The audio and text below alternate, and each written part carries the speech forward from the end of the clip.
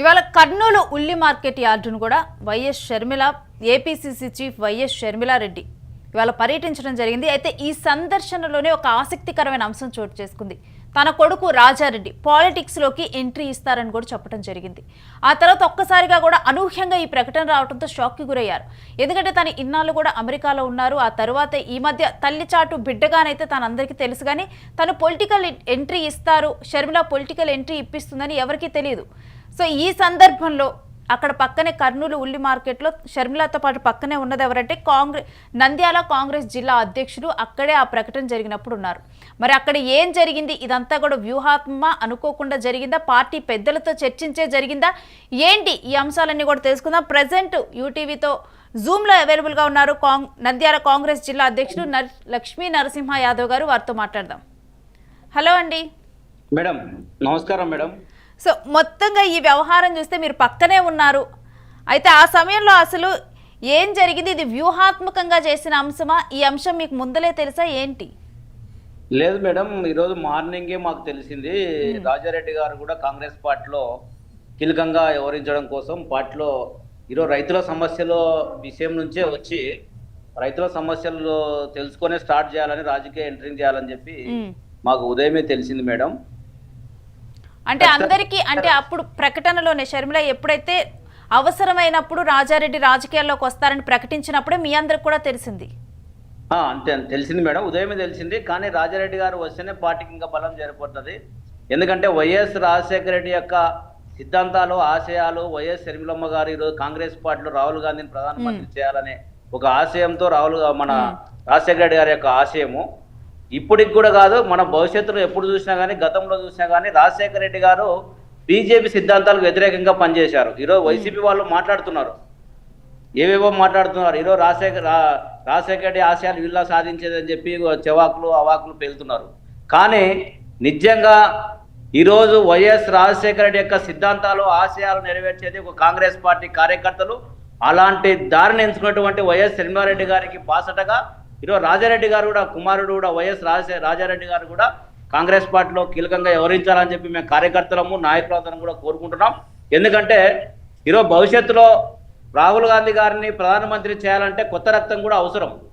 అదేవిధంగా రాజారెడ్డి గారు అనే వైఎస్ రాజారెడ్డి గారు వాళ్ళ తాత యొక్క ఆలోచనలు, సిద్ధాంతాలు కూడా అతనికి ఉన్నాయన్నది మేమందరం కూడా భావిస్తున్నాం. తర్వాత రాజశేఖర రెడ్డి యొక్క సిద్ధాంతం ప్రకారము బీజేపీ వ్యతిరేకంగా ఈరోజు ఈ ఆంధ్రప్రదేశ్లో కూటమి ప్రభుత్వానికి బీజేపీ, జనసేన, వైసీపీకి వ్యతిరేకంగా పోరాటం చేయాలంటే ఖచ్చితంగా యువత అవసరము. ఆ యువకుని మేము ఖచ్చితంగా కాంగ్రెస్ పార్టీ నాయకులుగా, కార్యకర్తలుగా మేమందరం కూడా స్వాగతిస్తున్నాం. రాజారెడ్డి గారు వస్తే ఇంకా కాంగ్రెస్ పార్టీ ఊపందుకుంటుంది, యువతలో కూడా చాలా ఉత్సాహంతో ఉన్నారని చెప్పి మేము కోరుకుంటున్నాం మేడం. అంటే పార్టీకి బలం చేకూర్చటమే కాకుండా ఇటు షర్మిలకు కూడా బలం చేకూరుతుంది తన కుమారుడు రాకతో అని చూడొచ్చా? ఖచ్చితంగా మేడం, ఎందుకంటే ఒకరికొకరు తోడు కదా మేడం. ఈరోజు షర్మిల మేడానికి ఖచ్చితంగా బలం చేకూరుతుంది. రాజారెడ్డి గారి యొక్క ఆ యొక్క భావాలు, ఆ రాజకీయ లక్షణాలు లేదా లీడర్ యొక్క లక్షణాలు కూడా ఉన్నాయనేది కూడా మేము గమనిస్తున్నాము. ఎందుకంటే అతను ఈరోజు చేసిన తీరు కానీ, రైతుల సమస్యలతో మాట్లాడడం కానీ, ఒక నిబద్ధతతో, ఒక నిజాయితీతో వాళ్ళ యొక్క సమస్యలు తెలుసుకోవాలని చెప్పి ఒక క్షుణ్ణంగా పరిశీలించడం కూడా మేము గమనించాము. కానీ ఖచ్చితంగా రాజారెడ్డి గారు ఖచ్చితంగా కాంగ్రెస్ పార్టీలో క్రియాశీలకంగా వస్తేనే కాంగ్రెస్ పార్టీ ఇంకా బలం చేకూరుతుంది. యువత కూడా ముందుకు వస్తారు. ఖచ్చితంగా ఏదైతే 2029లో రాహుల్ గాంధీని ప్రధానమంత్రి చేయాలనుకుంటున్నారో మీ అందరి ఆశయం ఏదైతే ఉందో ఆ ఆశయం మాకు ఇంకొకరు తోడవుతారని చెప్పి మేము ఆశిస్తున్నాం. ఖచ్చితంగా జగన్మోహన్ రెడ్డి ఎవరైతే వైసీపీ వాళ్ళు అవాకులు చెవాకులు పేరుతున్నారో వాళ్ళు భయం పుట్టుకుంది. వైఎస్ రాజారెడ్డి అనే వ్యక్తి వస్తే జగన్మోహన్ రెడ్డికి ఎక్కడ ముప్పు అని చెప్పి ఒక భావనతో వీళ్ళు మాట్లాడుతున్నారు తప్ప, కొంతమంది అయితే ఇంకా ఎంత ఘోరం అయితే చంద్రబాబు అవసరమైతే రాజారెడ్డిని తీసుకొస్తామని చెప్పి కొన్ని ట్రోల్ చేస్తున్నారు మేడం మీద. చాలా తప్పు మేడం, ఆ విధం మాటలేదు. కానీ తప్పుగా ఈ వైసీపీ వాళ్ళు సోషల్ మీడియాలో తప్పుడు కామెంట్లు చేస్తున్నారు కాబట్టి దీన్ని పూర్తిగా ఖండిస్తున్నాం మేడం. అయితే గత 10-12 సంవత్సరాలుగా చూస్తే మీలాంటి యూత్ చాలా మంది కూడా ఇప్పుడు కాంగ్రెస్ పార్టీలో గెలుపోటములతో సంబంధం లేకుండా ఆ పార్టీలో కృషి చేస్తూ ఉన్నారు. నంద్యాల నుంచి మీరు కానీ, ఇప్పుడు మాజీ ఎమ్మెల్సీ సుధాకర్ బాబు, వీళ్ళని చూసుకున్నా కానీ చాలా యాక్టివ్గా పార్టీలో ఉంటూ వస్తున్నారు. ఇప్పుడు ఇది ఇంకొంచెం యాడ్ ఆన్ ఇంకొంచెం బలంగా మారనుంది, యూత్ని ఇంకా కూడా పాలిటిక్స్లో ప్రోత్సహించే విధంగా మారనుంది అని చూడొచ్చా? ఖచ్చితంగా మేడం, ఎందుకంటే మనం ఒక్కరమే కాదు మేడం, కాంగ్రెస్ పార్టీలో ఇంకా కొత్త రక్తం రావాలి. ఇంకా వైసీపీ నుంచి కూడా మేము చాలా మందిని కూడా కాంగ్రెస్ పార్టీ యొక్క రాజశేఖర రెడ్డి యొక్క సిద్ధాంతాలు మనం సాధించాలంటే ఏకైక పార్టీ కాంగ్రెస్ పార్టీ అని చెప్పి కూడా మేము వైసీపీలో ఉన్నటువంటి కొంతమంది సీనియర్ నాయకులతో కూడా మేము సంప్రదింపులు నడుపుతున్నాము. ఖచ్చితంగా కాంగ్రెస్ పార్టీలో కొత్త వాళ్ళు చేరాలి. ఒకరికొకరు బలం చేకూర్తేనే కాంగ్రెస్ పార్టీ రేపు 29లో దేశంలో కానీ రాష్ట్రంలో కానీ కాంగ్రెస్ పార్టీ అధికారానికి అవకాశం ఉంటుంది మేడం. దానికి రాజారెడ్డి గారు వస్తే ఇంకా యువత కాబట్టి ఒక స్ఫూర్తితో యువతను కూడా మనం పార్టీకి ఆకర్షించే విధంగా ఉంటామని చెప్పి మా యొక్క ఆలోచన మేడం. అయితే ఇది పార్టీకి సానుకూలంగా, ఖచ్చితంగా సానుకూలంగా మారే అంశమే అని చెప్పి అందరూ భావిస్తూ ఉన్నారా పార్టీలో? ఖచ్చితంగా మేడం, మేమైతే అనుకూలంగానే భావిస్తున్నాం మేడం. ఎందుకంటే ఈరోజు ఒక మనిషికి ఒక మనిషి తోడైతే పార్టీ బలం అవుతుంది కానీ వీక్ అయితే కాదు కదా మేడం. కొంతమంది ఈరోజు వైసీపీ వాళ్ళు అవాకులు చెవాకులు పెడుతున్నారు కానీ ఇదైతే రాజారెడ్డి గారు రావడం వల్ల శుభ సూచిక మేడం కాంగ్రెస్ పార్టీకి. అతను నిజంగా క్రియాశీలకంగా రావాలని చెప్పి కూడా మేము కోరుకుంటున్నాం. ఈరోజు మేము కూడా మీటింగ్ లో కూడా అడగడం జరిగింది, మీరు ఖచ్చితంగా రావాలి, క్రియాశీలకంగా గ్రామ స్థాయి నుంచి కూడా మనం పార్టీని బలోపేతం చేయాలంటే యువత ముందుకు రావాలని చెప్పి కూడా అతను కూడా మేము కోరడం జరిగింది మేడం, రాజారెడ్డి గారిని కూడా. అయితే మీరు ఆ సమయంలో పక్కనే ఉన్నారు, అసలు మీరు ఏం అబ్జర్వ్ చేశారు ఆ సమయంలో, ఆ ప్రకటన అప్పుడు? కానీ మేడం, వైఎస్ షర్మిలారెడ్డి గారు అయితే మన మీడియా మిత్రులు అందరూ అడగడం వల్ల అవసరం అనుకున్నప్పుడు ఖచ్చితంగా రాజకీయాల్లోకి వస్తాడని చెప్పి చెప్పారు. కానీ మేమైతే అనుకుంటున్నాం ఆయన ఇప్పుడు రాజకీయ ఎంట్రీ ఇచ్చాడని చెప్పి మేము అనుకుంటున్నాం. ఎందుకంటే ఈరోజు ఒక చదువుకున్న వ్యక్తి ఎప్పుడు రాజకీయాల్లో బయటికి రాకుండా ఈరోజు ఒక ఉల్లి రైతుల సమస్యలపైనే ఈరోజు మేడం అమ్మ రావడం వల్లనే మేము నిజంగా అతను రాజకీయ ఎంట్రీ చేశాడనే మేము అనుకుంటున్నాము. నేను కూడా రైతు కండువ కప్పి ఈరోజు ఆహ్వానించడం జరిగింది రాజిరెడ్డి గారిని. రాజిరెడ్డి గారి దగ్గర ఆ లక్షణాలు ఉన్నాయి కాబట్టి, యువత అవసరం కాబట్టి ఖచ్చితంగా రాజిరెడ్డి గారిని మేము పూర్తిగా కాంగ్రెస్ పార్టీ ఆహ్వానిస్తుంది మేడం. అయితే మనం గతంలో కనుక చూసుకుంటే ఎవరైనా కానీ అమెరికాలో చదువుకొని సడన్ గా కూడా ఇప్పుడు ఫ్యామిలీ నుంచి కూడా వారసత్వం నుంచి పాలిటిక్స్ లోకి వచ్చారనుకోండి, ఆ సమయంలో డెఫినెట్ గా కూడా వాళ్ళని ప్రతిపక్షాలు క్వశ్చన్ చేస్తూనే ఉంటాయి. అంటే వీరికి ఏం తెలుసు పొలిటికల్ గా ఏంటి, మళ్ళీ ఏంటంటే వాళ్ళకి పొలిటికల్ గా లోకల్ గా ఉన్న అవగాహన లేకపోవటం వల్ల కూడా స్పీచెస్ లో మాట్లాడిన సందర్భాలు ఇవన్నీ కూడా చూసాము madam. Example madam, Lokesh Babu గారిని కూడా టీడీపీలో అతను అమెరికా నుంచి వచ్చినాడు, అతనికి ఏం తెలుసు, తెలుగు మాట్లాడడానికి కూడా రాదని చెప్పి మాట్లాడినారు చాలా మంది. కానీ ఈరోజు చూస్తే ఈరోజు సబ్జెక్ట్ పరంగా కానీ లోకేష్ బాబు గారు ఈరోజు ఇంప్రూవ్ అయినా లేదనేది మనకు అర్థమవుతుంది. ఎవరు కూడా రాజకీయాల్లో ఒక అడుగుతో ఎవరు నేర్చుకోలేరు మేడం. ఖచ్చితంగా మీరు అన్నట్టు లాంగ్వేజ్ ప్రాబ్లం ఉండొచ్చు, లేదంటే ప్రజలతో మమేకమయ్యే సమస్య ఉండొచ్చు, కానీ ఖచ్చితంగా అవి నిదానంగా 1 year 2 years ప్రజలతో మమేకమైనప్పుడు ఖచ్చితంగా ప్రజల సమస్యలు తెలుసుకున్నప్పుడు అనారోగ్యంగా మాట్లాడే శక్తి కూడా వస్తుంది. కాబట్టి అలాంటిది ఎవరో మాట్లాడే వాళ్ళంటే ఇప్పుడు అమెరికాలో చదువుకున్న వాళ్ళు లేదంటే విదేశాలకు పోయిన వాళ్ళు రాజకీయాలు చేయకూడదు అనేది ఎక్కడ లేదు కదా మేడం. ప్రజాస్వామ్యంలో రాజ్యాంగంలో ఎవరైనా చేయొచ్చు రాజకీయం. వారసత్వ రాజకీయం అనేది వారసత్వ రాజకీయాలను ఈ మన భారతదేశంలో అదేవిధంగా ఆంధ్రప్రదేశ్లో వారసత్వ రాజకీయాలు నడుస్తున్నాయి. కానీ అట్ ద సేమ్ టైం మాలాంటి సామాన్యులు కూడా ఈరోజు రాజకీయంగా ఎదుగుతున్నాం. 2 సార్లు నేను ఎంపీగా పోటీ చేసిన.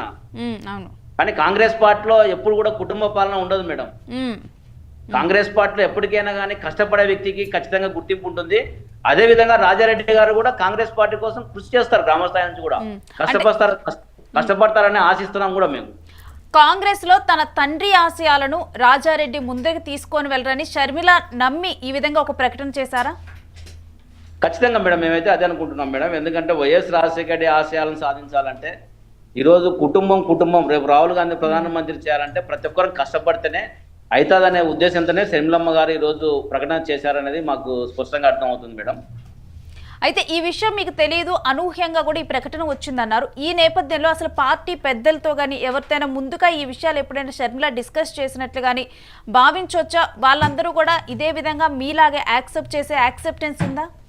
ఖచ్చితంగా ఉంది మేడం. ఎందుకంటే నా తెలిసినంత వరకు కాంగ్రెస్ పార్టీ సీనియర్ నాయకులైనా కానీ అధిష్టానం ఏఐసిసి వాళ్ళైనా కానీ ఒక యువకుడు వస్తున్నాడు, ఒక వైఎస్ రాజారెడ్డి అనే వ్యక్తి ఒక ఇక్కడ షర్మిలమ్మని కాదు మేడం మనం చూడాల్సింది. మనం ఎందుకంటే షర్మిలమ్మ కొడుకుగా మనం చూస్తున్నాం, రేపు అతను ఒక నాయకుడుగా ప్రజల్లో ఆదరణ పొందొచ్చు కదా మేడం మనం. ఎందుకంటే ఏఐసిసి ఎవరైనా కానీ కాంగ్రెస్ పార్టీ అధిష్టానము ఎవరు పార్టీలోకి వచ్చినా ఖచ్చితంగా ఆహ్వానిస్తాం మేడం. దీన్ని వ్యతిరేకించేదైతే ఉండదు. ఎందుకోసం అంటే కాంగ్రెస్ పార్టీ బలోపేతం కావాలి. ఈరోజు ఒకరికొకరు తోడయ్యి మనం ఈరోజు ఆంధ్రప్రదేశ్లో కాంగ్రెస్ పార్టీ చాలా కష్టంగా ఉంది. అయినా మేము కష్టకాలంలో కూడా 2 సార్లు ఎంపీకి నేను కంటెస్ట్ చేసిన. అయినా మాలాంటలో సామాన్యులకు కూడా అవకాశం వస్తుంది. కానీ ఈ రోజు మేము రాడు తెలియదు కాంగ్రెస్ పార్టీని గ్రామ స్థాయి నుంచి డెవలప్ అభివృద్ధి చేస్తున్నాం. ఇప్పుడు మాకు తోడుగా మా రాజారెడ్డి గారు కూడా వస్తే ఇంకా కొంచెంగా వైఎస్ రాజారెడ్డి గారు కూడా వస్తే ఇంకా బలం చేకూరుతుంది కదా మేడం. మరి గత 3 ఏళ్లుగా చూస్తే కాంగ్రెస్ 3 ఎన్నికల్లో కూడా చూస్తే కాంగ్రెస్ 0 స్థానాలకు పరిమితమైంది. ఓటు బ్యాంక్ మాత్రం కొంత మెరుగుపడుతుంది అని చూడొచ్చా మరి ఈ సందర్భంలో? ఖచ్చితంగా మేడం. నాకు 2019లో మీరు ఎగ్జాంపుల్ నా పార్లమెంట్ నుంచి చెప్తున్నా మేడం. 2019లో నాకు 16,700 ఓట్లు వచ్చాయి మేడం. ఈ రోజు 2024లో ఎంపీ కంటెస్ట్ చేసి 60,000 ఓట్లు వచ్చాయి మేడం. అంటే కాంగ్రెస్ పార్టీ బలపడుతున్నట్టే కదా మేడం. ఖచ్చితంగా 2029లో ఎందుకంటే ఈ రాష్ట్ర ప్రజలు తెలుసుకున్నారు మేడం. ఇక్కడ బీజేపీ అంటే బాబు, జగన్, పవన్ కళ్యాణ్ మేడం.